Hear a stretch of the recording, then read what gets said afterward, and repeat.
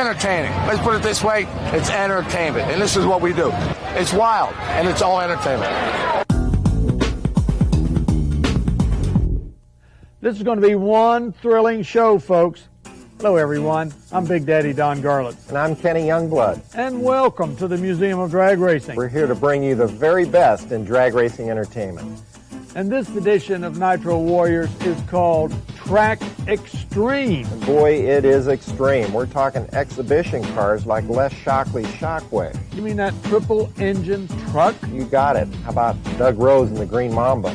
Did you know he has no legs? We'll find out about that. We're going to see stunt drivers crashing and burning, and Benny the Bomb.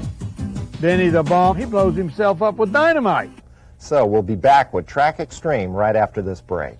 Stay tuned.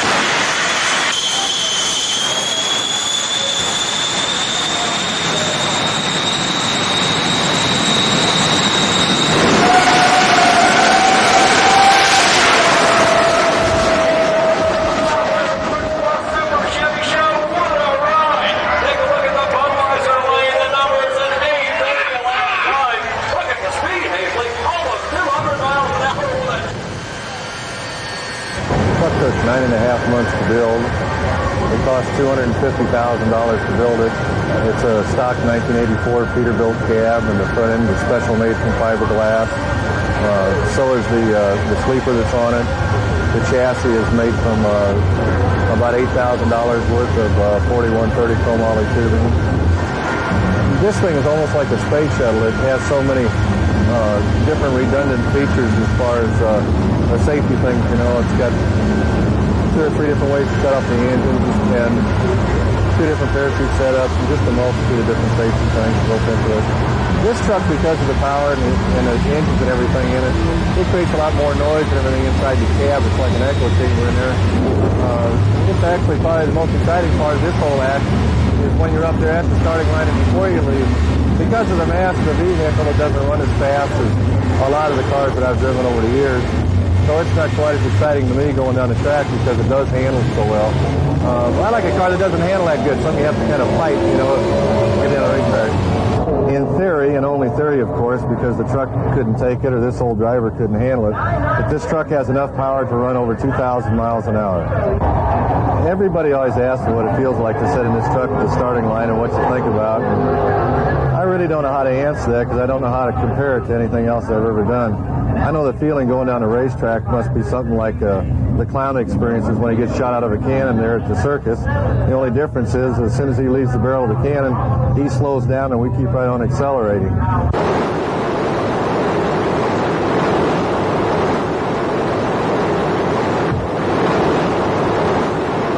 And as far as what it feels like going down there, or what it looks like, I don't know, because I'm so scared I keep my eyes shut.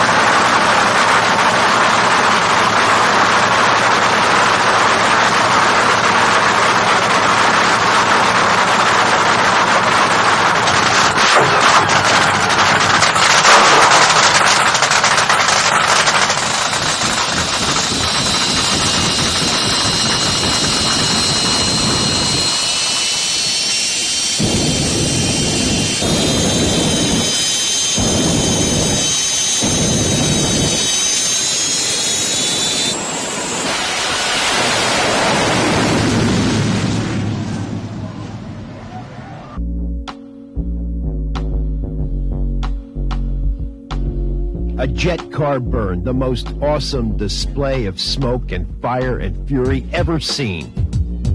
take a full-size automobile, chain it to the tailpipe of a jet dragster, and let it happen. Doug Rose explains a car burn. The guy wanted to know what happened to the car if you put this car behind the jet engine. So we tried it a few times and it rolled the car out of the way. Then somebody said, well, why don't we chain it together? So we chained the car and the race car together, and it just blew a hole right through the car. So later on, when I built my car, I started working out some even more interesting ways to do it, like through the back, the front, side. This last weekend, I tried a new thing where I would flip cars over with the blast.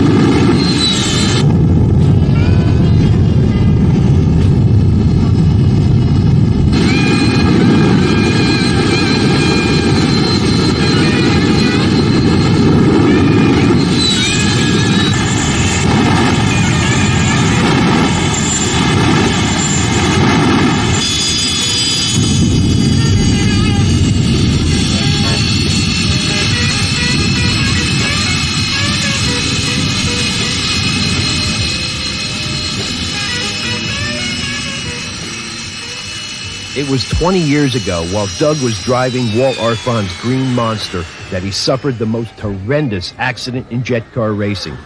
At speeds of over 150 miles an hour, he smacked the guardrail and lost both of his legs.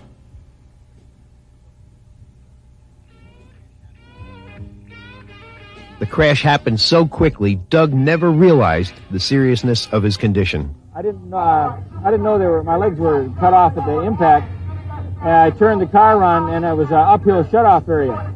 So when the car turned around, I was heading back down toward the starting line. So I coasted down the hill, and I used the guardrail as a brake because I couldn't reach the brake pedal. At least I thought I couldn't reach it. Well, when I went to get out of the car, I found out why. My legs were gone below the knee. And so I got out of the car, and I laid on the track, and I waited for them to come down and pick me up. And it didn't really hurt like I thought something like that should hurt. It just felt like I had a real bad case of asphalt rash.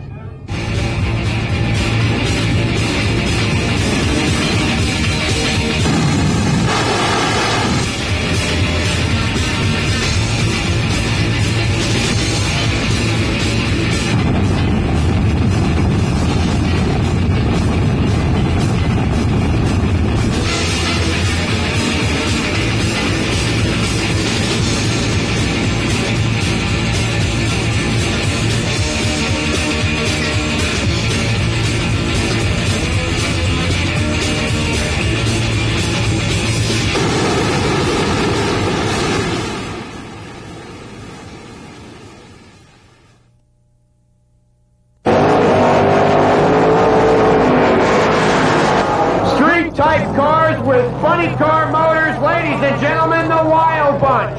In the left-hand lane, the one and only Dr. Wacko, Elmer Wachter. He's a neurosurgeon, a neurologist. He's a brain transplanting fool. Taking on the greasy pygmy, they call him, Cam Stanley in the wild loving it truck. A Chevy small block, supercharged, fuel injected on alcohol, powering a Jeep. And a 511 cubic inch aluminum Chevrolet Rodeck racing engine powering the Wild pickup.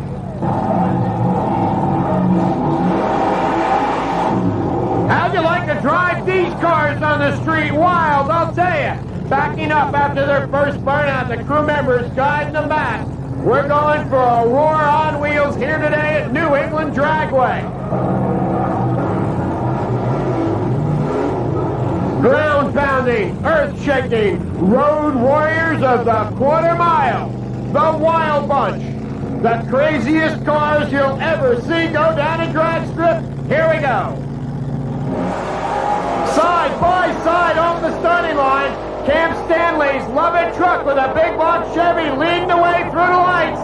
He takes the win at 8:29 to a losing 8:69.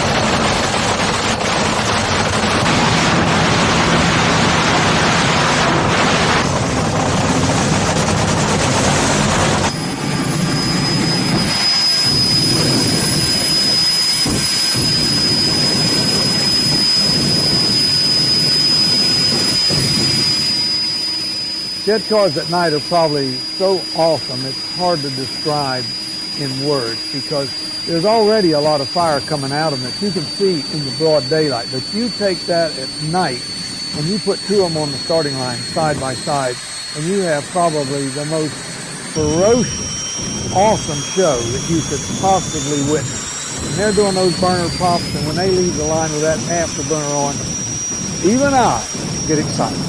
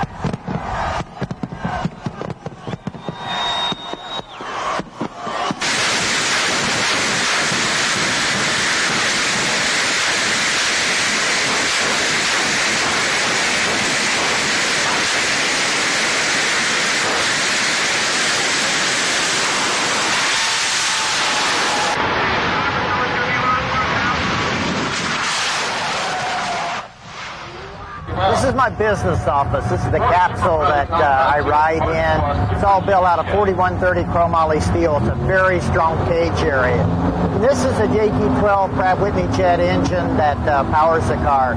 It's pure thrust power, develops about 6,000 horsepower, and it means speeds of over 280 miles an hour in a quarter mile.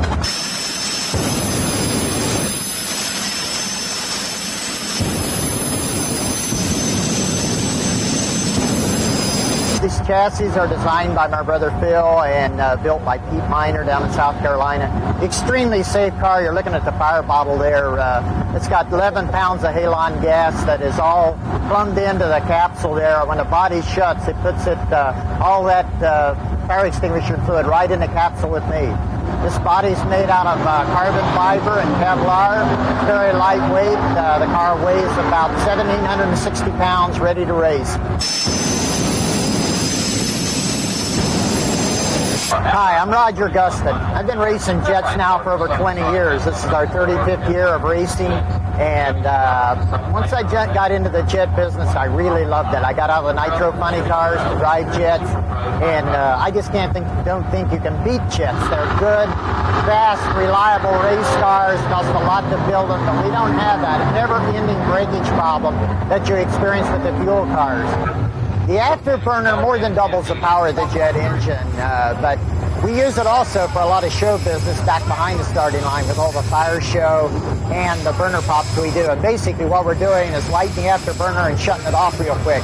If we lit the afterburner, even at low RPM, we couldn't hold the car there. The brakes just wouldn't hold it with the afterburner lit. Then once we move up into the staging beams and light both of the staging lights, you're ready to go. When that light blinks, I step on one button that's mounted in the floor of the car and release the brake, and that lights the afterburner, and you've got over a 3-to-1 ratio.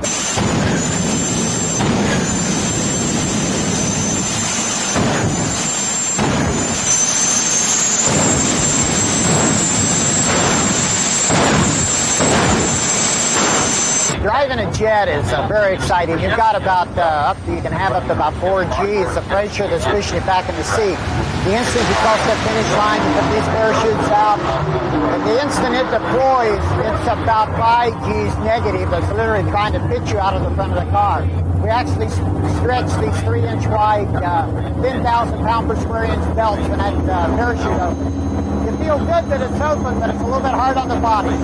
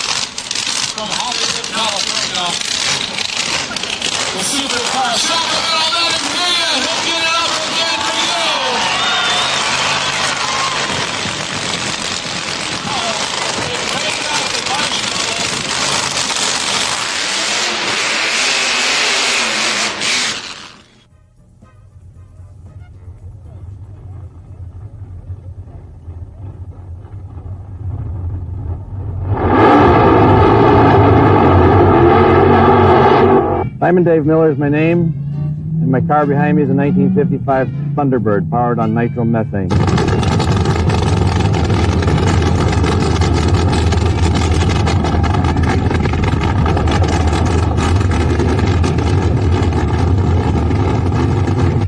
Took us 6 months to build this car. We were really rushed to get it done. We wanted to get involved with the nostalgia racing, becoming one of the more popular events now in the sport of drag racing throughout the country. A lot of money tied up in this car. The body we have about $20,000 in, and then the normal chassis deal and the motors and so forth. It's a $100,000 piece. We're going to campaign this car throughout the country at all nostalgia events that we can find, try to do some Ford work, and try to be the fastest nostalgia car in the world. Tom McEwen's 57 Chevy was the first nostalgia fuel car. This 1955 T-Bird of mine is the second nostalgia fuel car. The popularity of these two cars is growing immensely day by day.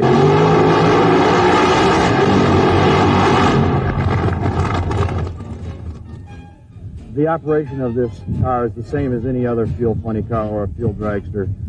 There's maintenance between rounds just like there is in all the professional fuel classes.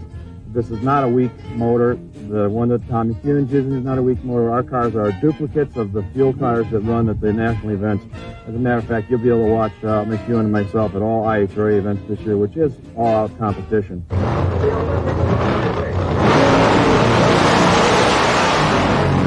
As the season goes by and we get the aerodynamics figured out on our nostalgia cars, our ETs will get better and our mile per hour increase. But most of all, what's important is to have safe rides.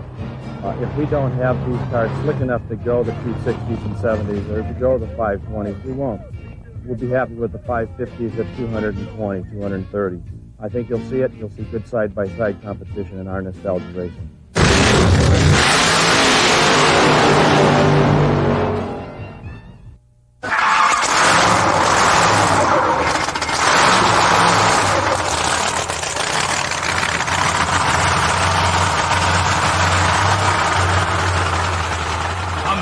And this car behind me is my 33 Willis.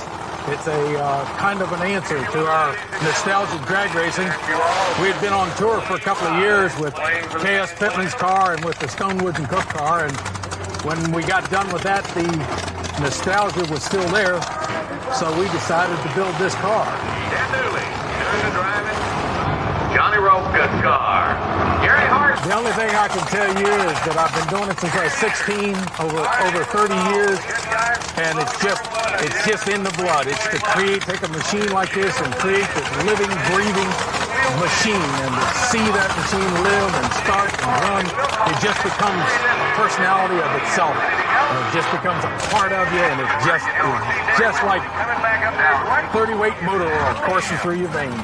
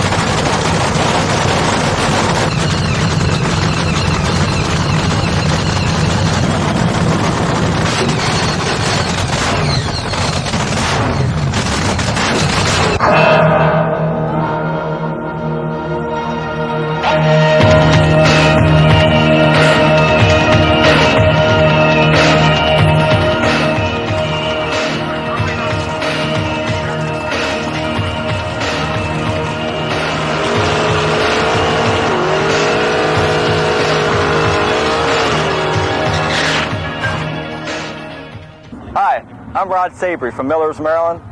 This is my 1957 Pro Street Corvette. At a 792, 170 miles an hour, this makes this car the world's fastest street legal car.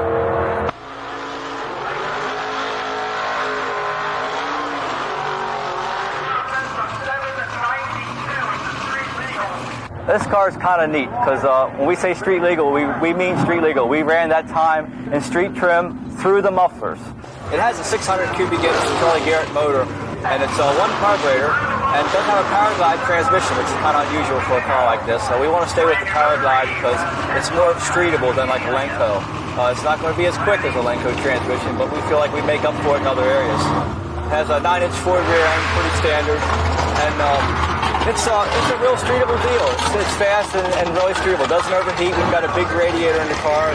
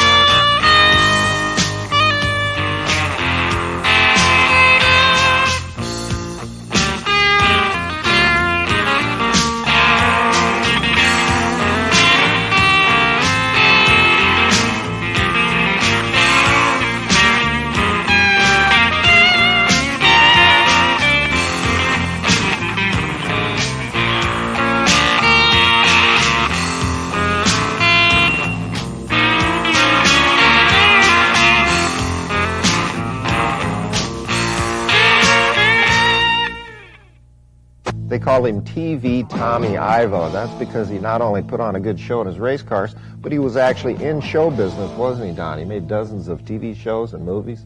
Yeah, he was a Mouseketeer, Donna Reed. He did all of that stuff, and he was Hayward on that one show, and I really loved him. He was so just a gawky kid. He was really funny. But he was a really great friend, and I mean, I've known him since 1959 when he was driving his two-engine Buick Gas-Dragster, which was really a competitive car. It had the gas record at 180 miles an hour for a long time. But we matched raced all over the United States and Canada. He was a true sportsman, and we're still good friends to this day. In this footage we're going to see Vinnie Knapp from Englishtown, New Jersey, 1981, give Tommy a plaque for his showmanship. And Vinnie Knapp was another one of the great guys who's no longer with us. He always was one of the guys that would put on a show on Wednesday night at Englishtown, which was important because that gave us another event in the week. Because, you know, it was only one Friday and one Saturday, so for some track to do a Wednesday and pay good money, we love that. Tommy Ivo's got his 4-engine Buick at the event. You'll see him going to make a run. Norm Day is driving the car. The car is push-started like the old days. Comes down the strip, makes the turn, and Tommy goes out, does a little wiping on the tires, and away it goes.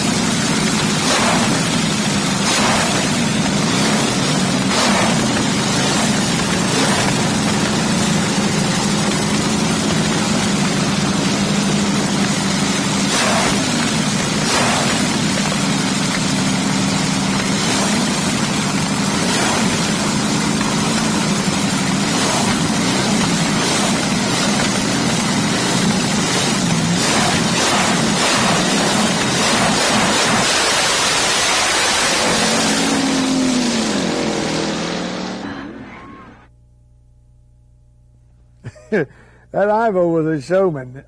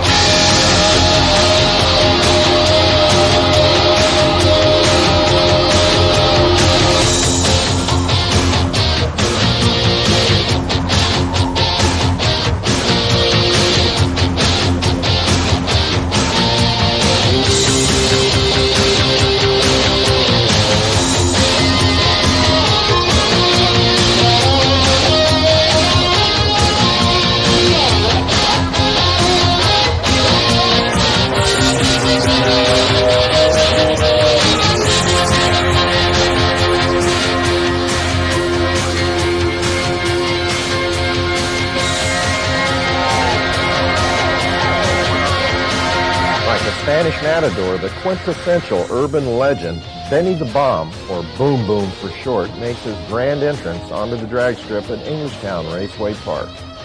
The thing that sets Benny apart from all the other outrageous urban folklores is that he is a real person that gets paid to blow himself up in front of an audience. Benny's been at this form of entertainment since around the mid-'70s. About right now, you're probably starting to ask yourself, exactly how does one get into this line of work? You just decide to build an outhouse in the backyard one day and then get in it with 5 sticks of dynamite and see what happens?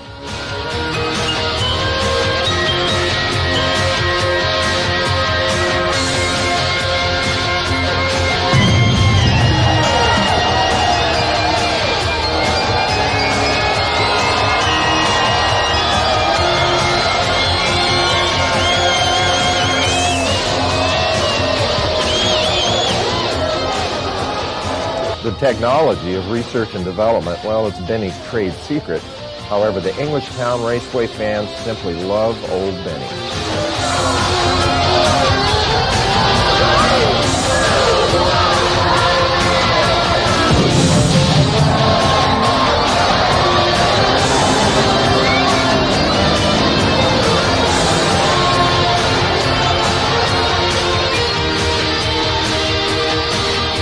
Facing certain death, Benny lays motionless and slowly staggers to his feet to huge applause and his traditional wave to the crowd.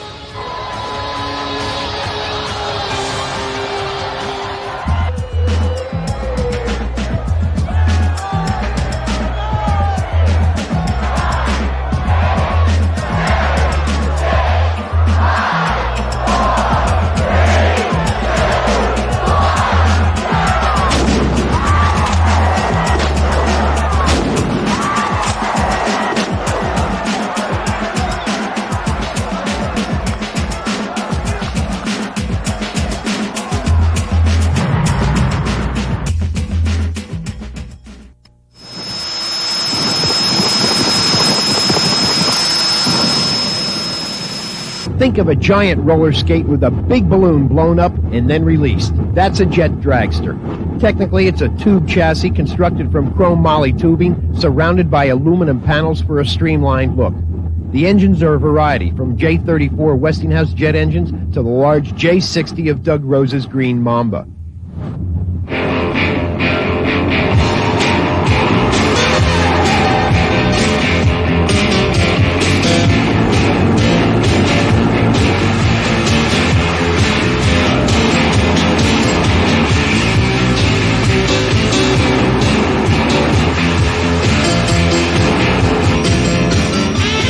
Jet cars are exhibition vehicles that tour the country, dazzling fans with outrageous nighttime firefights and fireball burner pops.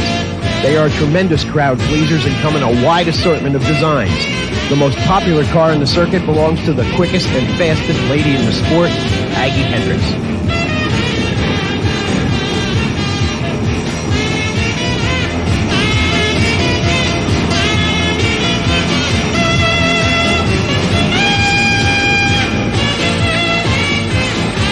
Aggie's traveled down the quarter-mile quicker and faster than any other jet racer. She's running a lapse time of 5.43 seconds at almost 300 miles an hour. I'm Aggie Hendricks.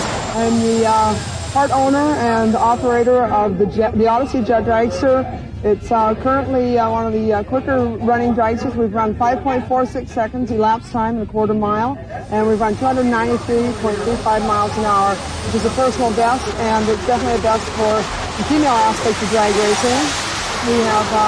We're quite proud of our machine. It's always been a state-of-the-art machine, even though it has a few years on it now. It's always been one of the leaders of the pack.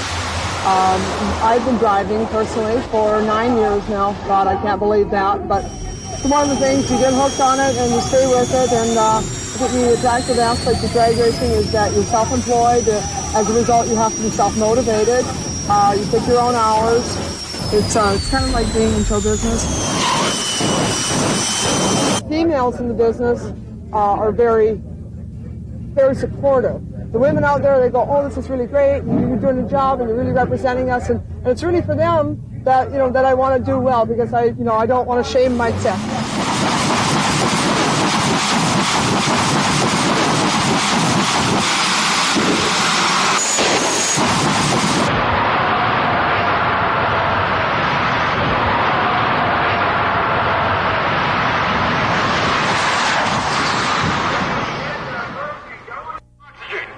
When hydrogen peroxide meets silver, pure silver, it breaks it down. Here goes all that extra O you had left over,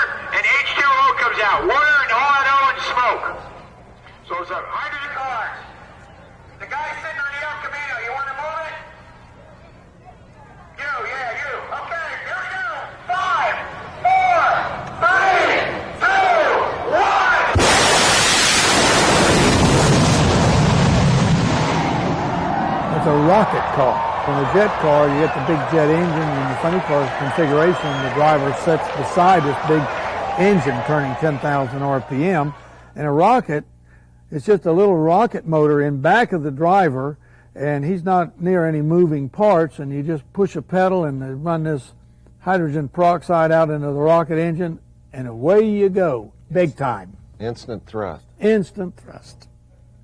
They're called wheel standers, designed to travel down the quarter mile on their back wheels, their front wheels up in the air, and there you go. Pop, haul, making a burnout. Here comes O'Day, as you can see easily, picking up the wheels, the little wind-up motor in the back, really cranking it out to get this pickup truck down the quarter mile. So here they come back towards the starting line. Paul with a paddy wagon, got the flashing lights, got the siren. He's making a U-turn. He'll be running in the right lane. That big block Chevy stuck in the back. A Danny O'Day pickup truck. He calls it the wind-up pickup truck. And it produces about 1,500 horsepower. That big Chevy engine sits in the pickup bed. These drivers sitting right in front of those big supercharged engines. Look at the scoop sticking out the roof of the paddy wagon over there in the right lane as he brings it towards the line. These drivers, as soon as they leave the starting line, they look through holes in the floor of their vehicles and steer the car using an independent pair of rear brakes, sort of like the way you steer a bulldozer. There they go, up and